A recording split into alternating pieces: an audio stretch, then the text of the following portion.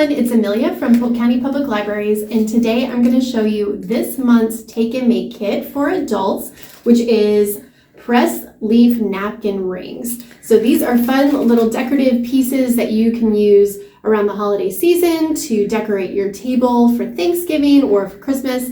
And inside your kit, you've got all the materials to get started with these. You have more than enough to make a set for the holidays and a set for everyday use as well. I'll show you the materials that are in your kit, and then I'll zoom in so you can watch me put these together. So you'll have a straw, and that's what's going to give you the hole in your napkin ring so that you can add some twine or some decorative ribbon.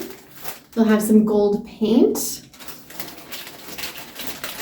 You'll have modeling magic clay. And it's important that when you start this project, you plan on using all of the clay because it is air dry. So if you're going to make a set of 4, a set of 6, or if you're going to make a double set, you'll have more than enough of the Model Magic clay to use, but you'll want to use it all in one sitting.